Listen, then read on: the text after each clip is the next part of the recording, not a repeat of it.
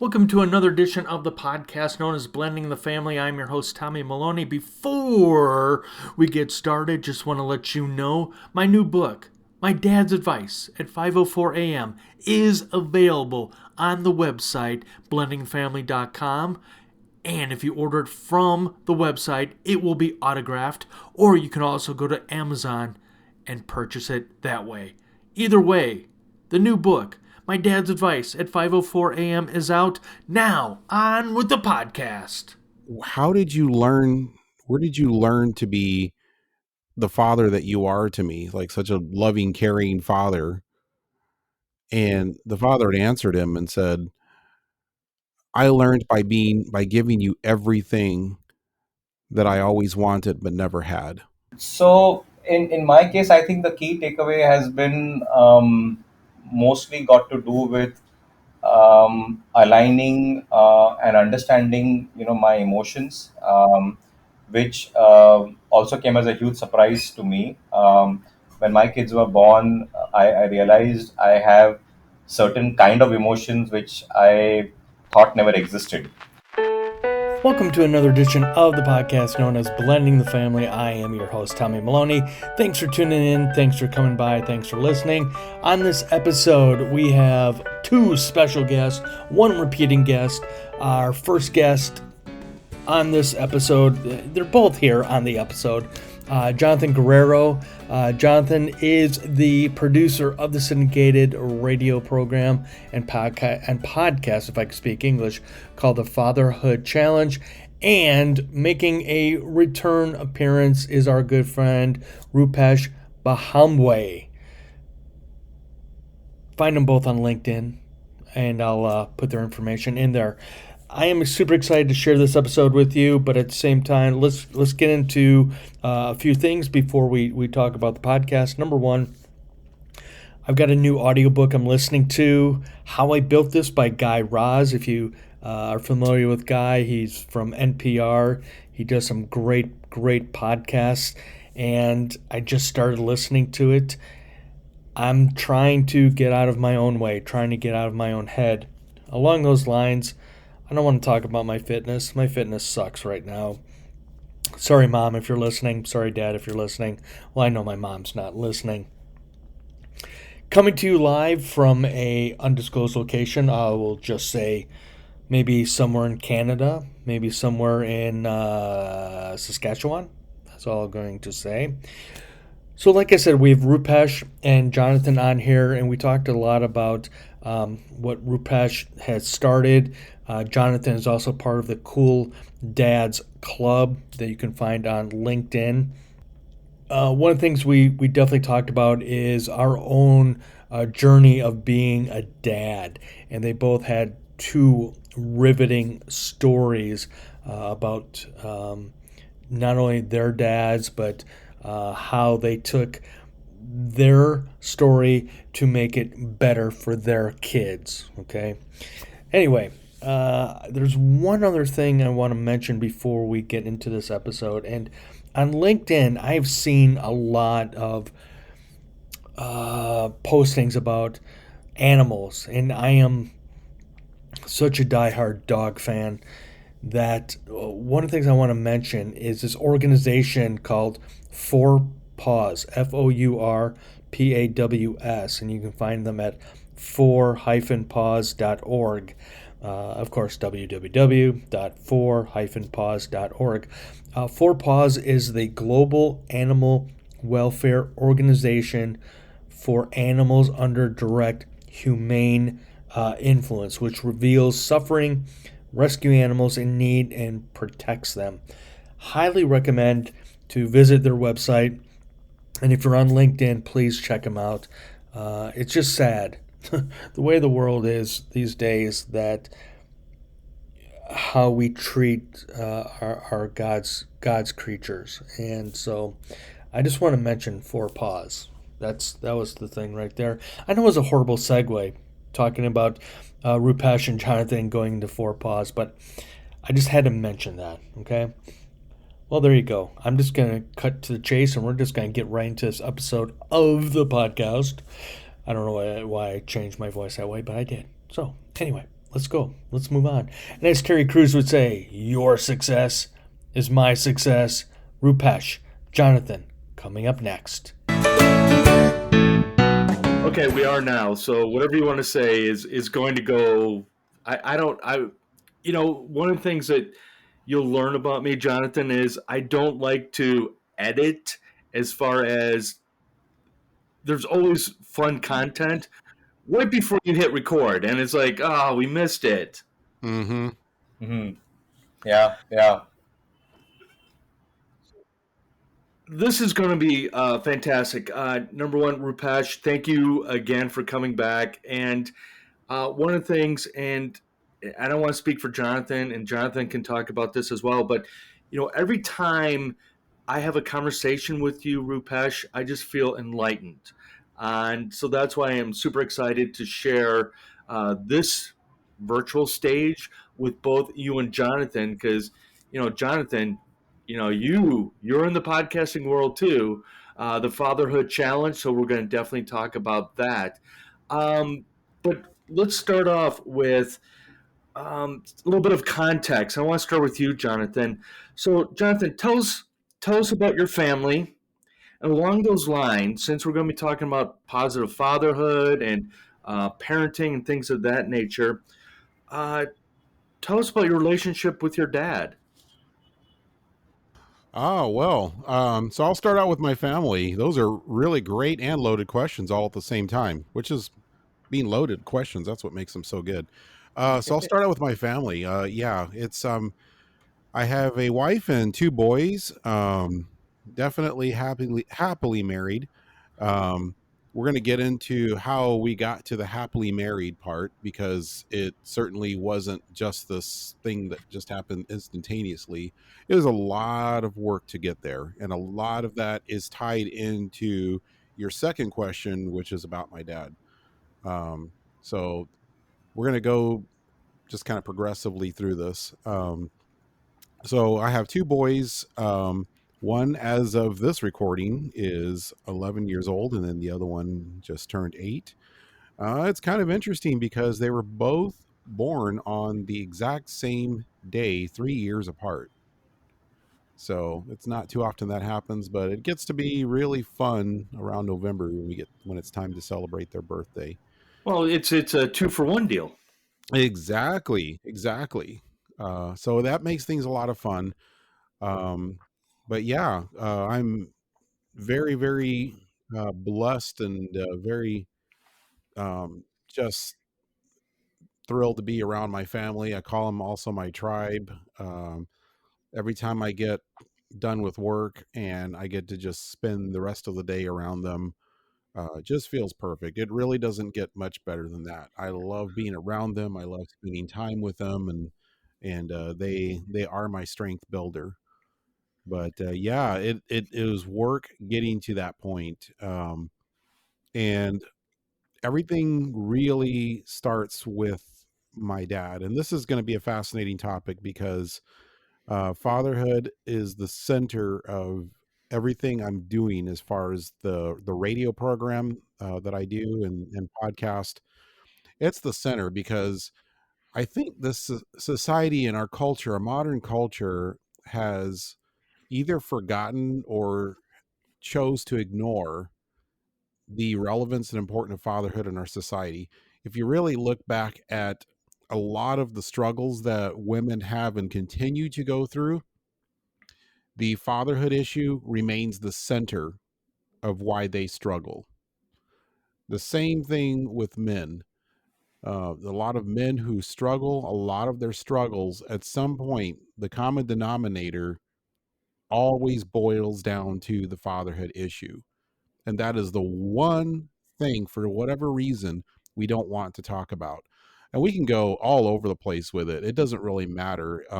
It's like trying to shoot an arrow, and it doesn't matter if you turn around and shoot the arrow behind you, or you shoot it up in the air. It doesn't matter where you try and shoot this arrow. It will always aim for the same target. It'll just drift and go right back onto the same target. It's that way with the fatherhood topic. We'll go as far as problems and struggles in society. Here in the United States, we have mass shootings. Most of those mass shootings can be tied back to the fatherhood issue. But we want to talk about everything else and have all these narratives, side narratives that go everywhere else because we don't like to talk about the home. We don't like to talk about fatherhood and what's going on in our homes, what's going on with our fatherhood. It's a lot easier to talk about legislation. It's a lot easier to talk about our schools. It's a lot less painful to talk about those things than it is to look inside ourselves and to talk about what's going on in our own homes. So So where does uh, your narrative come from as far as with your relationship with your dad? Because I'm also going to be curious to hear what Rupesh has to say, coming from a different culture too. yes, and that's going to be interesting topic to see how culture plays into it because it does play a certain amount of role, but I'm going to let Udupesh handle that part. But it's for me, it was the arrow. Um, I tried most of my life to um, make the topic go in every other direction but the issue with my father. And I found out the hard way that it does not work. I started out growing up, I didn't know where my father was. I didn't have one growing up at all in my life. And so I'm looking at the kids around me in school. Everyone else has a dad. So I'm like, what's up with that? This is weird. Their fathers come and pick them up from school. Or I see them at events, I see them at church, I see them everywhere else in the community. They all have fathers, but me, where is my father? Why don't I have one? Every time I really tried to ask the question and bring it up early on, I didn't get much of an answer. I think they really just tried to get around the issue and get around talking about it. And then I finally just really just confronted my mother about it. And she explained to me that, he didn't want to be around. He had an opportunity to be in my life and he chose not to do it. And so that was his choice and he's gone. And then that's the way things are. So I grew up most of my life at that point, just being really, really angry with him for letting me down and for leaving me in this position of being the one kid in my class and in school and in the environment where I was without a father. And that really plagued me all through my life. When I became a teenager, I started learning to drive. There were other, I call them surrogate fathers, other men in the community who recognized that there was a big void there. And a lot of them stepped up, taught me how to drive, took me out to the parking lot, let me practice, gave me tips. One of them taught me how to care for my car, how to do oil changes, how to do brakes, things like that, that a father should be doing already for their son. So, yeah, I was grateful, very, very grateful to those men, but yeah, still always knew something was missing. So then I was just crossing the threshold into adulthood. And I made a vow to myself that I was not going to step further into adulthood without finding my father, without finding that connection to who I am and having that resolved. So I pressed my mother further to try to find him. She didn't want to go there. Looking back on it, I don't blame her, but I had to know, and I felt it was my right to know. So I pushed and pushed and pushed, and it's another long story of how I found him. But there were some other relatives that I didn't even know I had, and I met those relatives, and they led me to my father. And so I had a chance to meet him. I finally did. I finally had a chance to meet him. And how long ago was that? Oh, I would have been in my mid 20s, I think, when I met him for the first time. Actually, no, take that back. It would have been early 20s when I met him. Finally got to meet him. And it's kind of a long story, but he has been in and out of my life several times since that first meeting. And there's a story in that too, into why he was in and out. And I'll just kind of do the very, very short version of it. and he grew up without at first he had a very loving father in his life who was always there and whatnot. But his father had no anchor for dealing with life's struggles.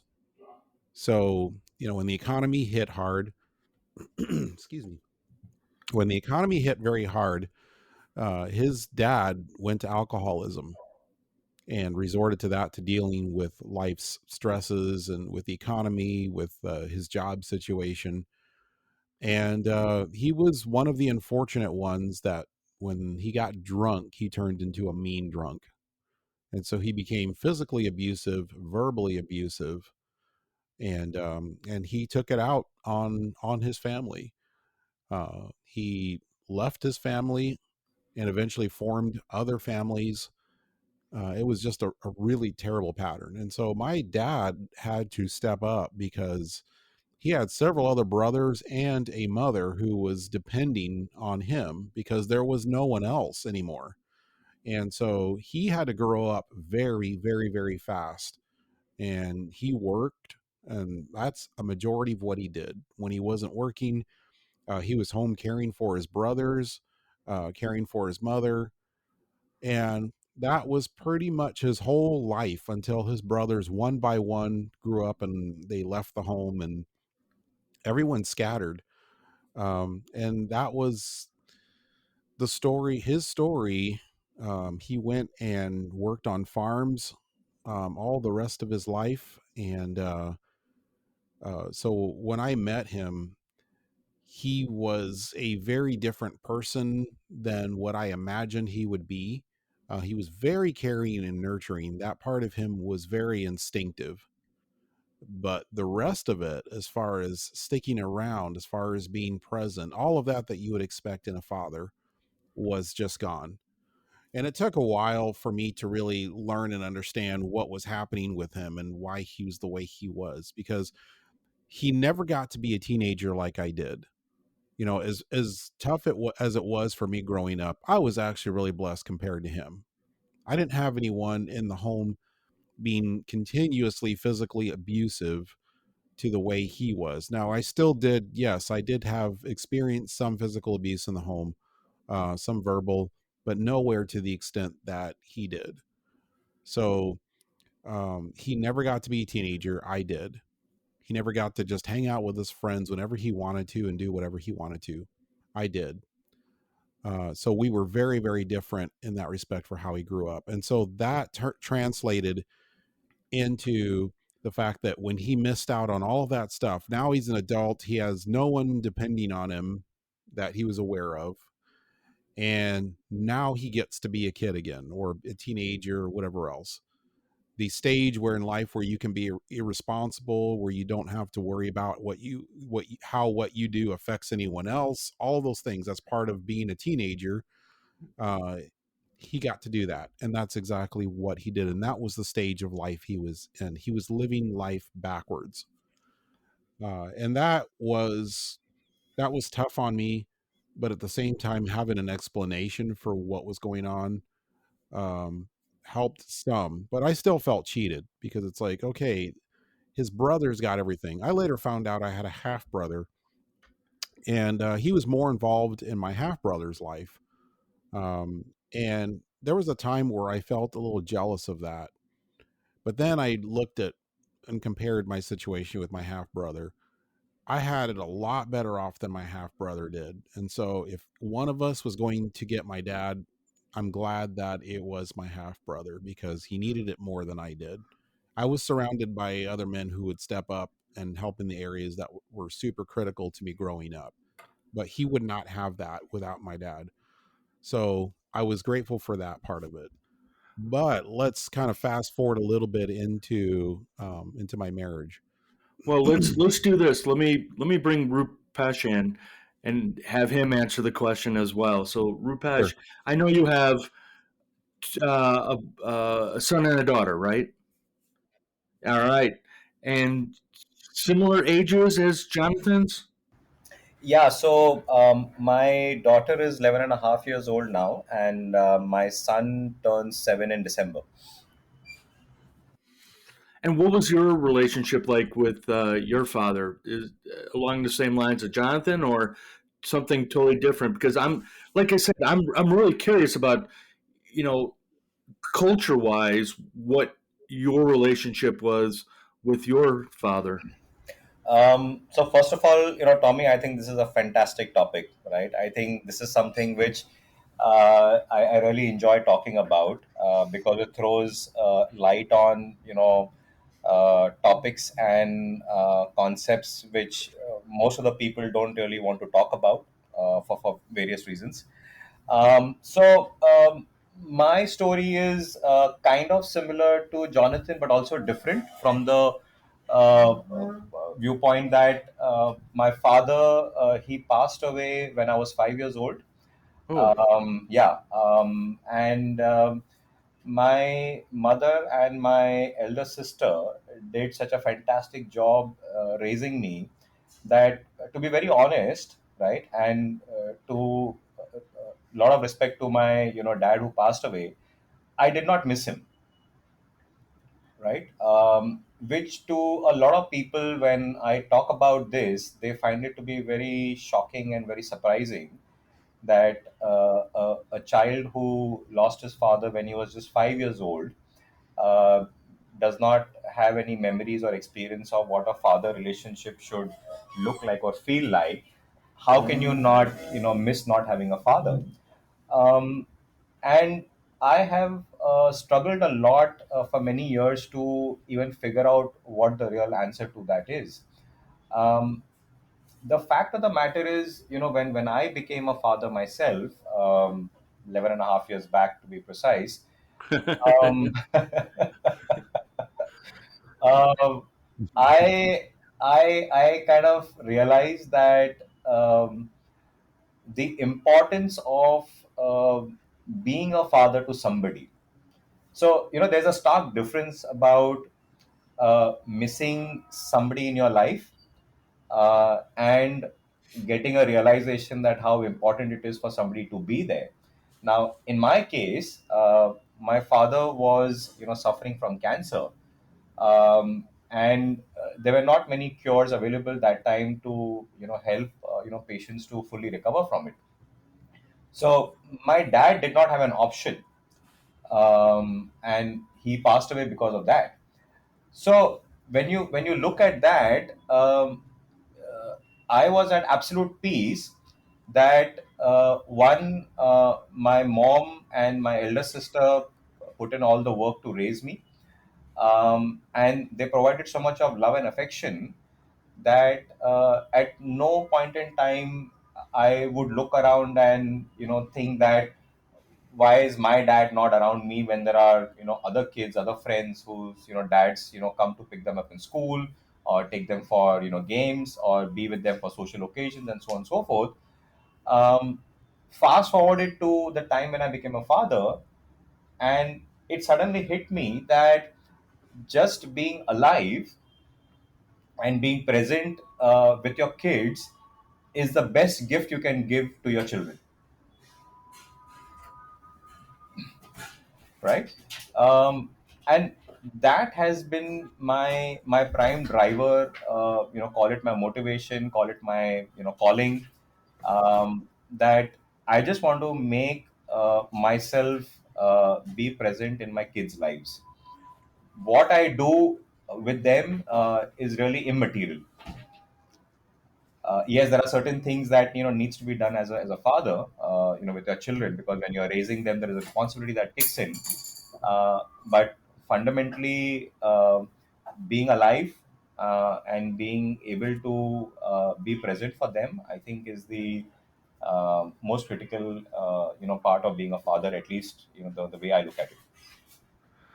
it's interesting hearing both of your stories and the differences, but the similarities. And you both speak about being young, being in school, and trying to figure out, well, where's my dad? My question now to both of you is the one big takeaway that you've learned from having uh, the only way I could describe it is it's different in your situation, Rupesh, but not having a father present. So, what one takeaway did you learn from that you brought in to being a dad? Start with you, Jonathan. It's really interesting. I saw a meme that really impacted me, and it was a kid asking his father, uh, "How did you learn? Where did you learn to be the father that you are to me? Like such a loving, caring father?" And the father had answered him and said, "I learned by giving you everything that I always wanted but never had." And I think for me that is the lesson. So for me, it's that one thing is making sure that when it comes to the physical presence, and not just the physical, but the emotional presence, that to make sure that I'm giving that to my kids, and also to my spouse as well, to my wife, because they're watching that too. And that was something I never got to experience. And so that's it for me. Very poignant. Rupesh?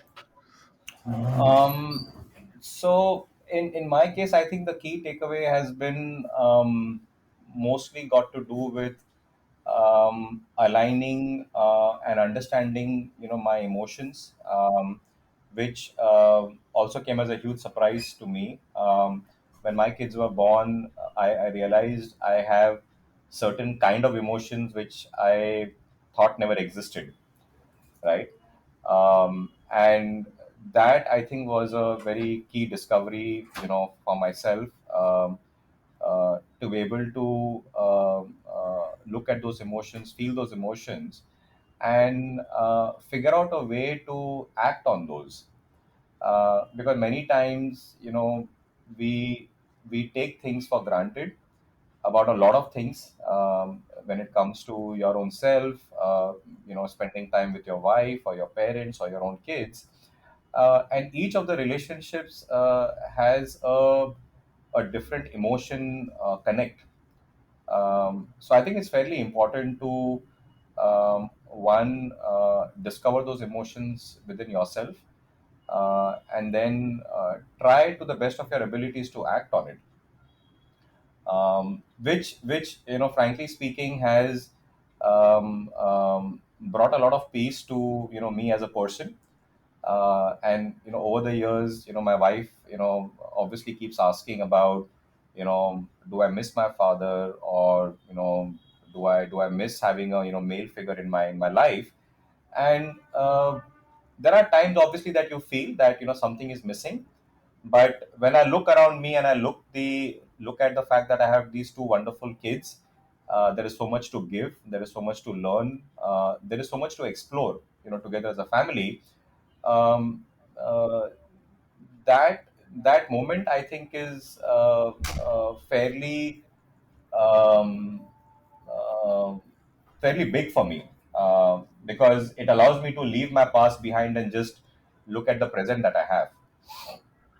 One thing I've discovered with my wife, and it sounds like both of you have very similar situations, and that is that our wives can detect, and they have this sixth sense. They can detect when we're feeling down, when we're not feeling, you know, I there are times where I've named my depression as fog. So the fog rolls in. It doesn't stay long, but my wife has this ability to just either see it in my face, my body language, what have you, where she can just check on me. Hmm. The mental aspect, I want to explore that a little bit more, and I want to start with you, Rupesh. So you talked about having emotions. What type of mental health do you do to keep your emotions in check? Is it something that you can discuss with your wife? Is it something you can discuss with other men? But like I said, my wife has that ability to see in me that when I'm not mentally there. Your take on that, Rupesh, and then Jonathan.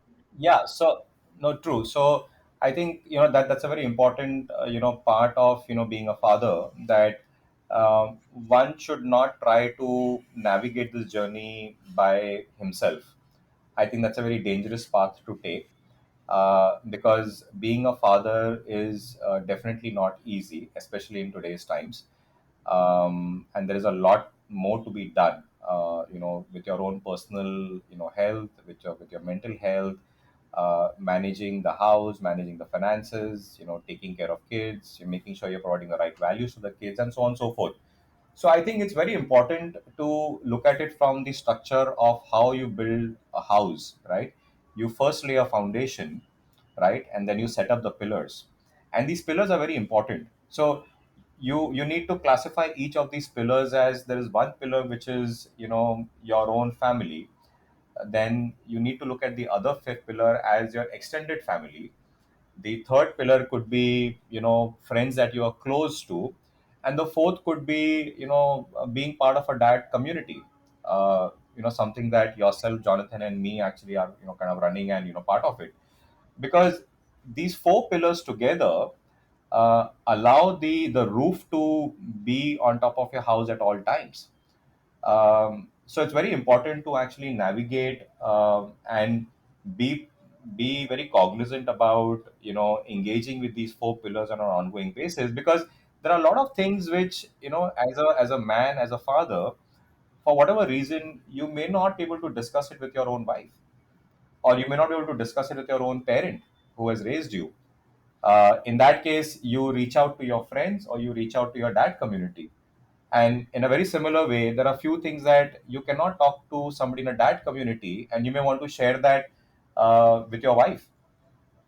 So it's very important to actually keep this picture in a person's mind, when you're trying to navigate this entire fatherhood journey, because it is challenging, but it can be very fruitful, and it can be very productive, if we kind of look at it from a structure point of view.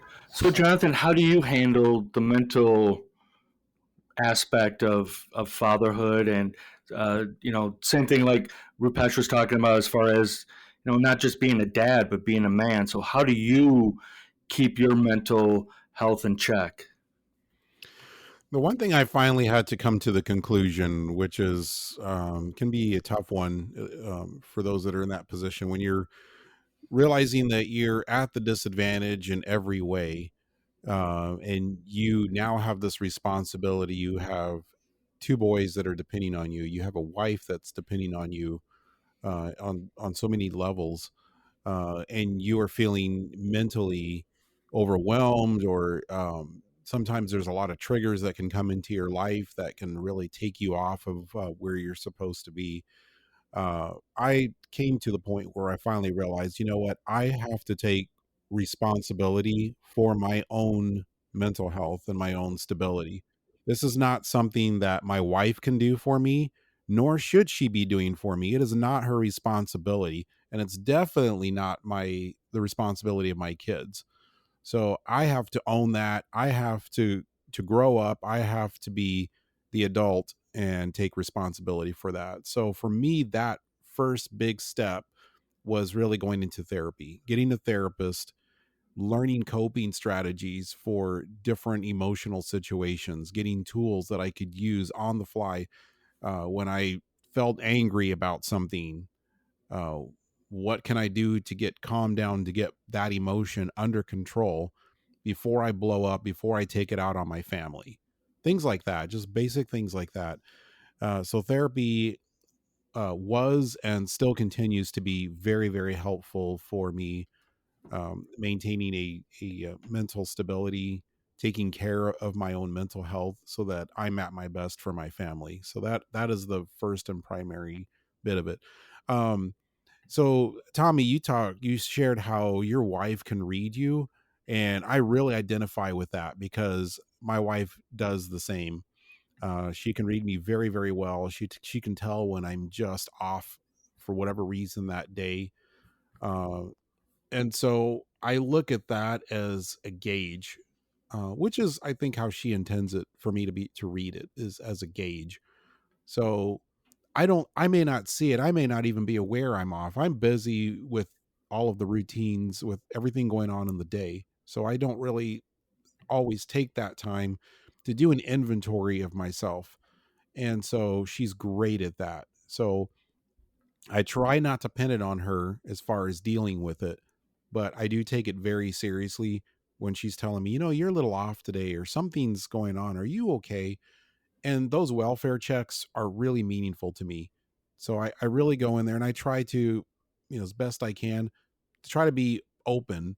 And that sometimes is a struggle for me. And it's an ongoing thing for me to practice, is that openness. When somebody's asking you, how are you doing? And it's obvious they can tell you're not at your best at that moment. It's just opening up.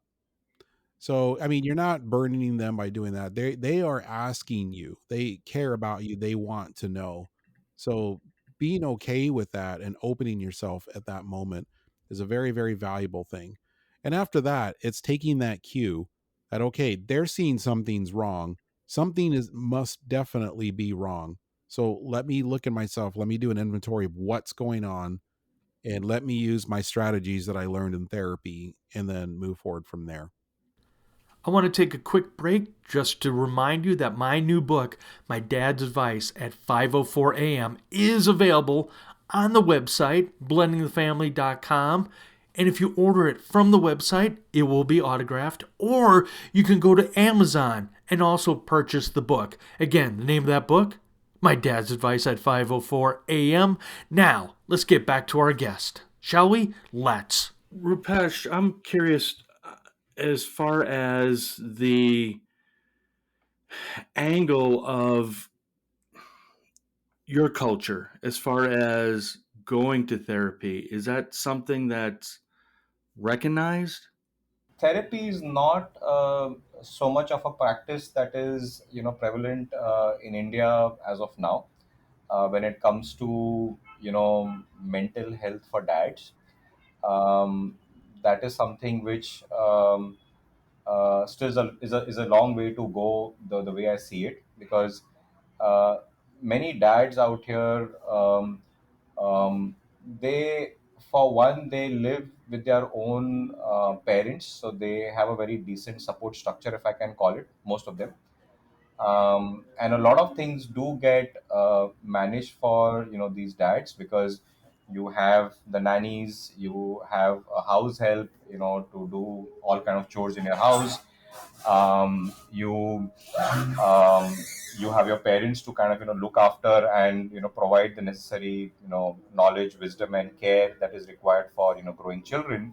So a lot of dads then tend to focus mostly upon being the bread earner for the family, and the rest of the time, obviously, they try to spend time with their family, with their children, as much as they can. Um, so uh, because the dads are not doing everything, as some of the Western cultures are about, where dad is like literally out there taking a 50% responsibility of running the house and managing a lot of things. The load is not so much on dads out here. uh, while I say this, there is obviously a new generation of dads as a cohort which is coming through, who are wanting to lead a little bit more of independent lives, and in that process, they do step up to the plate to be more involved. And obviously, you will find some of these dads talking about mental health issues or depression, or how to navigate these channels of fatherhood. But that's a very new thing. The older generation dads, if I can classify myself as old, though I'm only 48, but dads who fall in the same bracket as me, they will mostly not talk about mental health issues as much as you'll see it with their counterparts in other countries.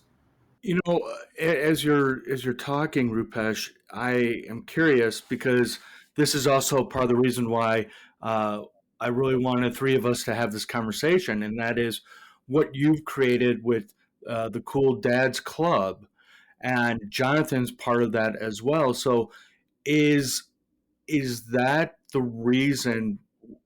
Trying to find some commonality, not just within your circle of influence, but outside of India and into the Western world. Is that the one of the reasons why you created the Cool Dads Club?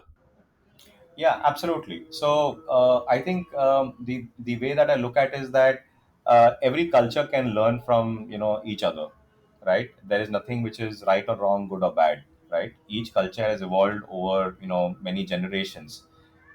There is so much to for us dads out here to learn from some of the Western cultures about how dads can play a much more meaningful role, much more involved, be present during their sports engagements and physical activities and so on and so forth. And that from other cultures can look towards us to see how we are able to stay in a very close knit family, and still be very connected with our aunts and uncles around, so that the child is growing up in a much richer environment. As I always say, that it takes a village to raise a child. Fortunately, I think we are still able to hold on to some of those values out here. And the purpose of the Cool Dads Club is, one, obviously to get dads to come out in the open and talk about things which otherwise they would not be very comfortable in an open forum. But at the same time, bringing dads from other cultures to be part of the platform allows dads to look at somebody else and say, "Oh, that's the way that it can be done. Let me try that on in my life," and vice versa. So it's about bringing that cross pollination, into the mix of the dad community. So, Jonathan, as I had mentioned earlier, you are a fellow podcaster with the Fatherhood Challenge. What was it that drew you to being a part of the Cool Dads Club? Oh, I love that question. Rupesh is doing what I already doing and has been doing what I have been talking about for quite some time on the Fatherhood Challenge, and that is the importance of dads being connected, needing to be connected with other dads. That is so, so important. But until I met Rupesh, I didn't know anyone that was proactively doing that, creating that environment. And so I was excited when I met Rupesh and saw what he was doing. What he's doing is so amazing. It's a global thing and it's a local thing. So there are local groups that meet, and there's an international community of dads that are all connected through what Rupesh is doing. So for that reason, I'm a very, very big supporter of Cool Dads Club, and I'm very, very grateful for what he's doing, and glad to be involved. It was encouraging for me the first time I went into Cool Dads Club and looked around and saw how many other dads out there were just like me, going through some of the same struggles, some of the same challenges.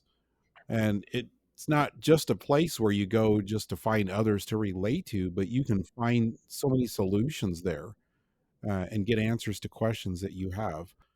This has been needed for a long time, so this is why I'm glad for what he's doing.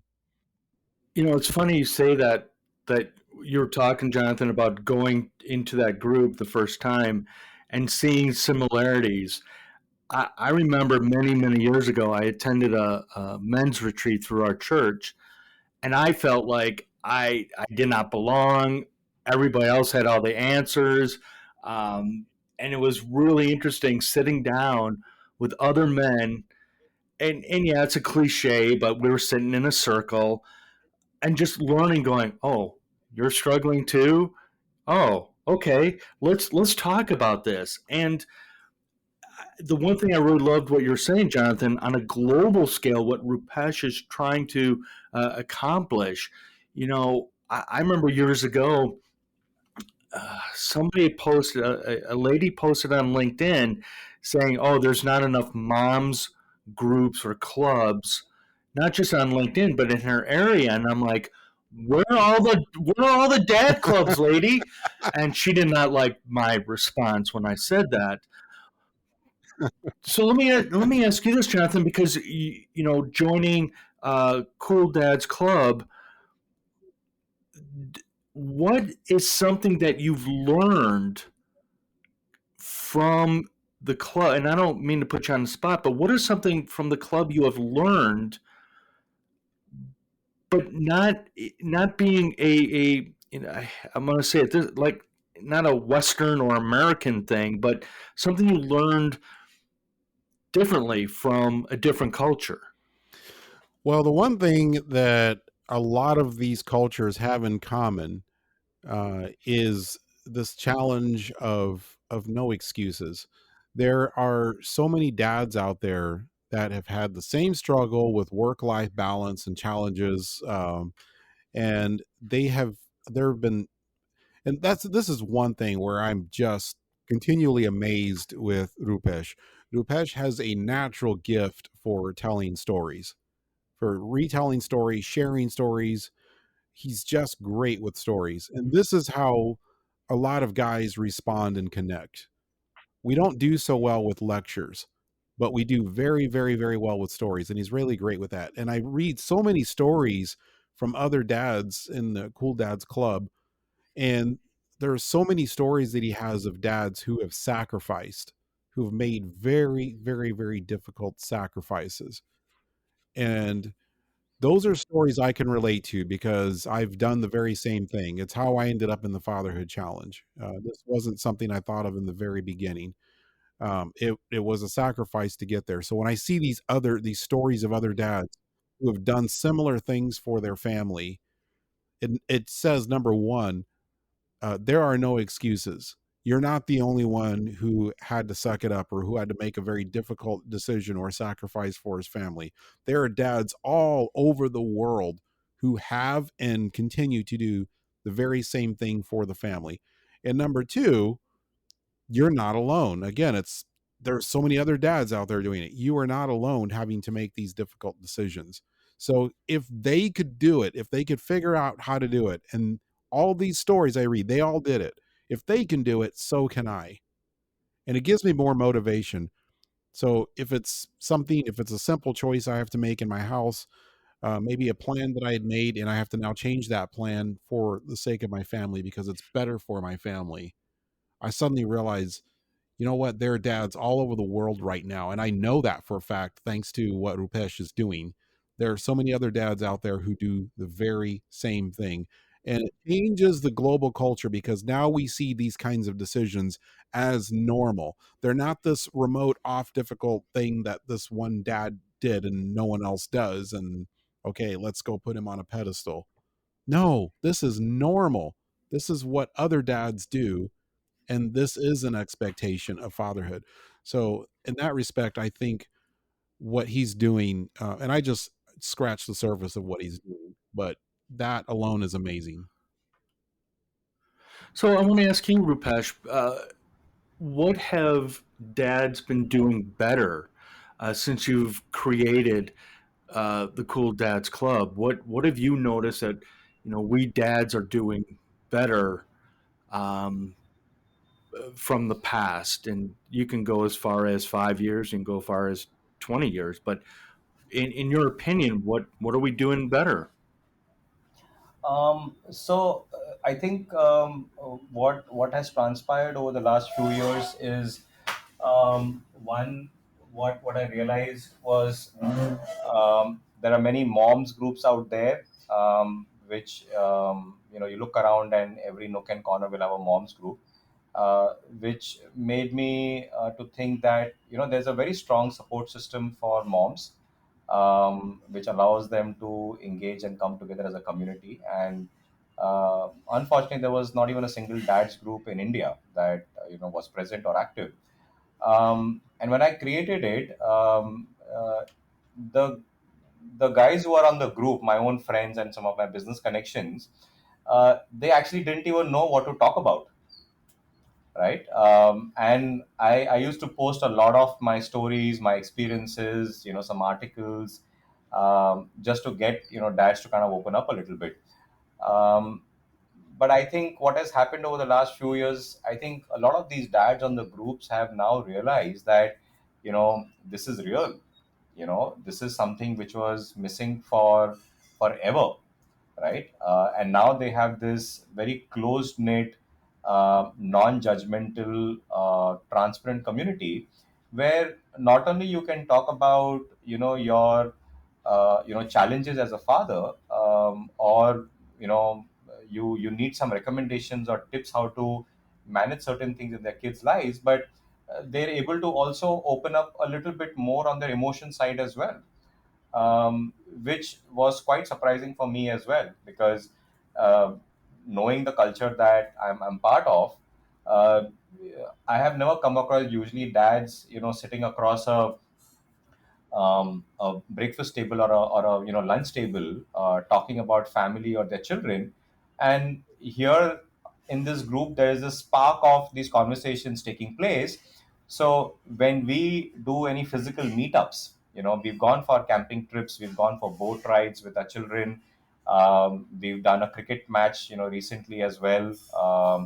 And it was amazing to see that these short conversations that used to take place on the WhatsApp group or LinkedIn was very comfortably extended to a physical meetup conversation as well. And uh, dads were not holding back. They were far more comfortable and open about talking about their family or their children, uh, which I personally see is a huge progress that has taken place with most of these fathers, purely because the Cool Dads Club is a very non-judgmental, straightforward platform where nobody points anything to you. There's nothing right or wrong, good or bad.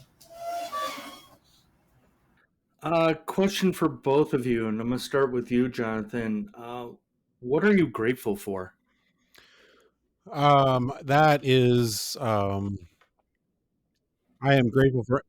I love this question, Yeah, by the way, Tommy. So I love this question. Yeah, yeah. awesome. There's so much to be grateful for.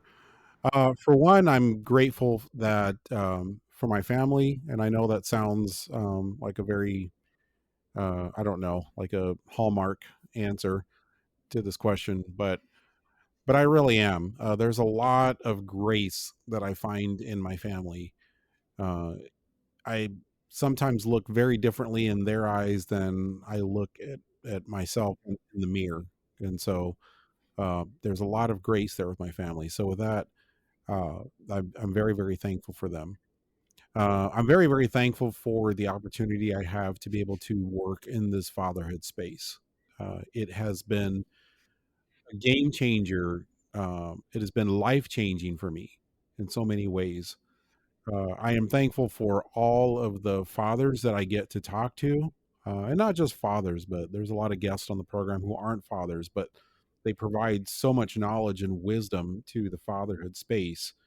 And I learn from every single one of those people. I've continually learned from Rupesh and what he's doing. So I'm thankful for him. I'm thankful for what Cool Dad's Club is doing. And Tommy, you're in the space with us too, and I'm grateful for what you're doing. Every single dad, every single person out there that is adding something to this is someone to be grateful for, because they make families stronger and they make the role of fatherhood stronger. So I'm very grateful for that. Rupesh? Yeah, so I think what I'm going to say is going to sound very cliched, but I'm going to say it, nevertheless. I think I'm very grateful, to be alive. That I think purely comes from the fact that I lost my father, was very small, so I realized the importance of being alive. And when that realization stays with me, I'm wanting to make sure that I continue operating at my best, physical and mental health. So I put in a lot of effort to make sure that I'm physically fit, I try and kind of talk to many people as much as I can to make sure that from a mental health point of view, it's manageable.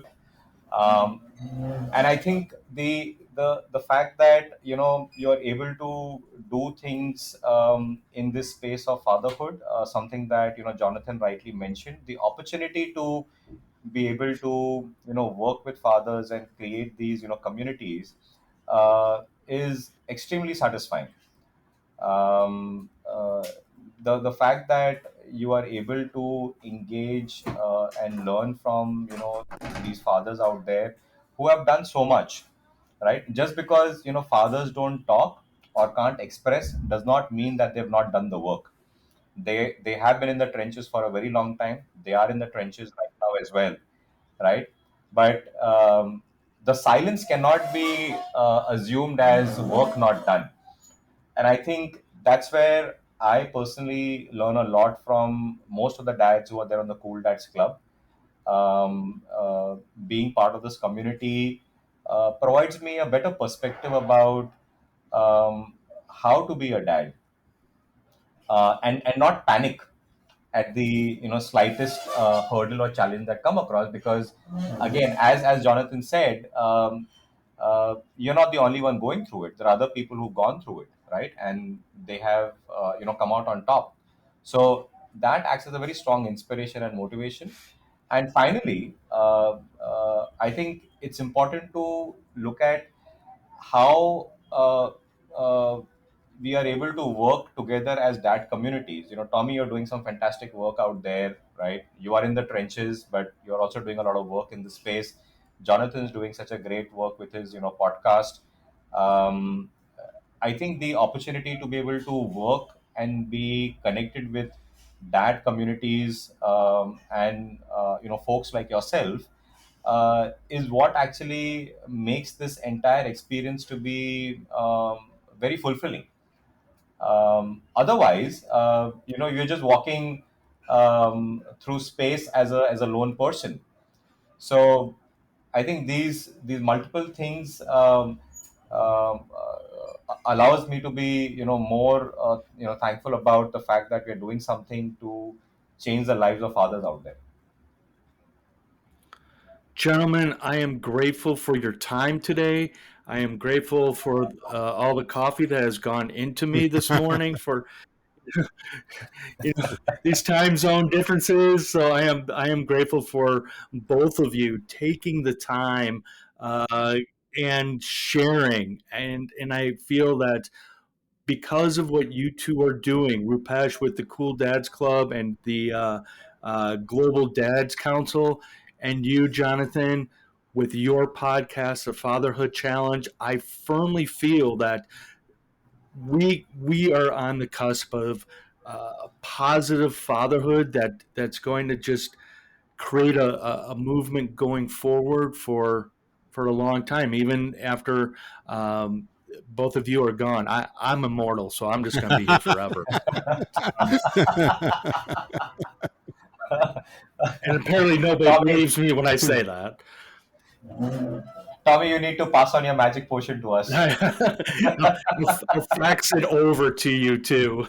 I need directions to this fountain. No, but Tommy, yeah, but Tommy, I think I think we need to thank you actually for taking the time out to run this Absolutely. podcast. And I must I must say and admit your questions were extremely powerful, which makes you really dig deeper in answering those questions.